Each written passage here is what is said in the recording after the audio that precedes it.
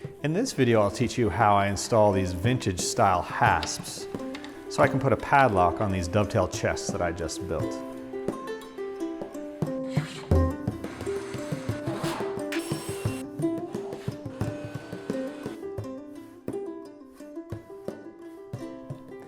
Hi, I'm Joshua Farnsworth. Welcome to my traditional woodworking school here in Earlysville, Virginia. In my last two videos, I showed you how I use toilet bowl cleaner to turn inexpensive zinc-coated hinges, hasps, and screws from a hardware store into what I think are lovely historical hardware for my furniture. I also showed you how to install hinges on these dovetail chests. Now I want to show you how I install these hasps. What are hasps? Well, hasps are hardware that allow you to add a padlock to a chest like these. So my kids have been begging me for several years now to make them their very own wooden chests so that they can keep their siblings from robbing them of their special keepsakes and their money. I don't know if you have that problem. So this past Christmas, I finally made the time to build these 4 chests. And of course, I wanted to honor their request for a security feature, so I added a way to do that. So let's jump into my tutorial for adding these hasps to a chest or a box. The first step is to determine where you want to add the hasp. I'm kind of fond of centering it on the chest, so that's what I've measured out. Once I've got it in place, I use a marking knife to make a tick mark on each side of the hasp. For accuracy, I set the flat face of the knife against the hasp. Then I set the marking knife back in the tick mark and use a small combination square to extend the line across the edge of the board.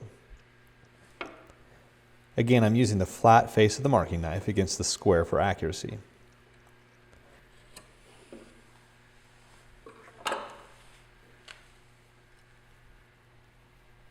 Next, I use a chisel to deepen the lines.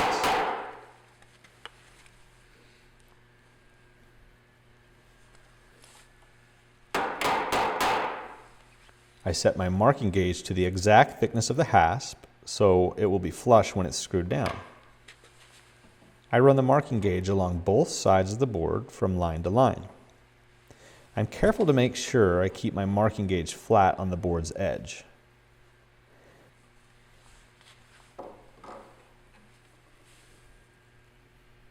Next, I use a chisel to pare out the waste close to the baseline.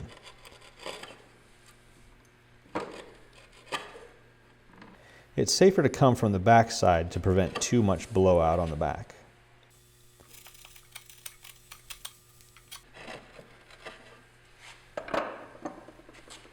Once I'm down close to the baseline, I pull out my router plane, which I set to the final depth of the...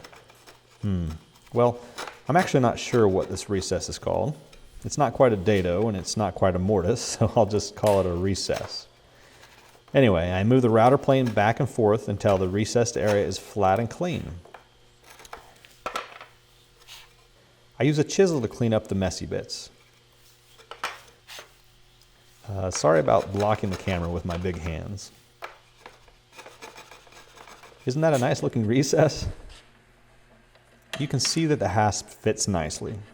This isn't its final resting place, so don't get concerned that the third screw hole is hanging off the back side. I'm just checking the fit. The hasp will be screwed onto the lid. I remove the hasp and then I use the marking knife to transfer the walls of the recess onto the lid. Again, I use the flat face of the knife against the walls of the recess. Now I have 2 small tick marks on the lid, which will aid me in aligning the hasp on the lid. With the lid flipped back, I use a pencil to mark the boundaries of where the hasp will reside. This is how it will sit on the lid. Then I use a combination square and a pencil to extend the lines from the points.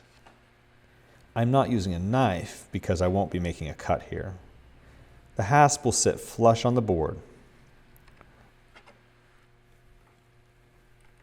I'll also use the combination square to run the other guidelines to help me center the hasp.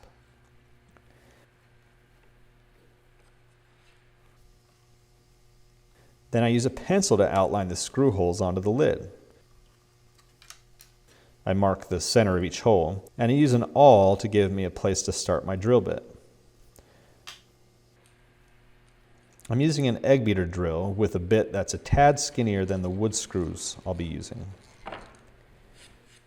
And you can see that I'm using painter's tape as a depth gauge so I don't bore a hole through the lid. These inexpensive bits are fantastic and sharp, so they bore a clean hole really quickly.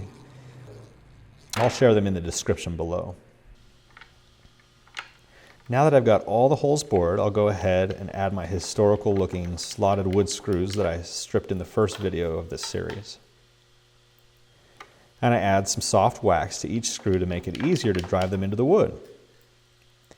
And notice that I don't drive any of the screws all the way down until they're all close to their final depth.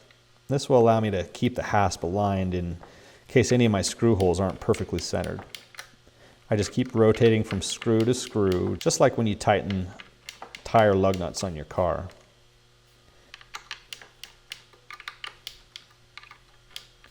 And then I align the screw slots.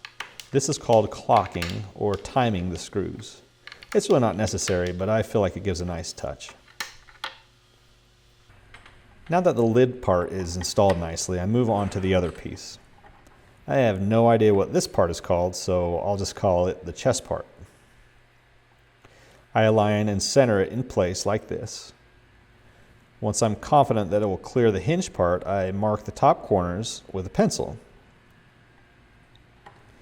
Then I use a combination square to create square guidelines. I'll be planing, sanding, and painting this chest later, so I'm not worried about drawing such long lines.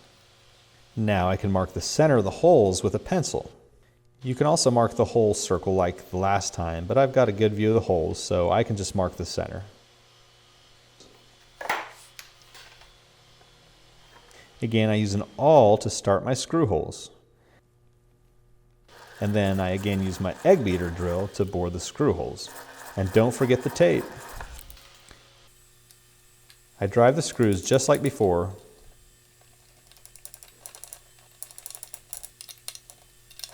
And now you can see a nice hasp all ready for a padlock to keep my kids' treasures safe from their siblings.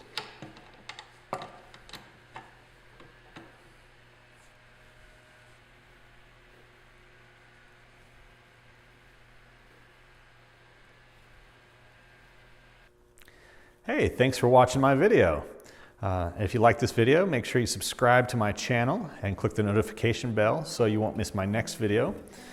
If you have any questions about this video or other tips to share, please do so in the comment section below this video. And if you found this video helpful while you're down there, I'd be really grateful if you could like this video. It helps me out a lot. So I'll see you next time here in my shop. Hi, I'm Joshua Farnsworth. If you like this video, I've got a whole bunch of other free woodworking videos and articles at my website, which you can visit by clicking right here. You'll go to woodandshop.com. Down here, if you click, you can subscribe to my YouTube channel. And over here are some really great other videos that I think you might like to check out.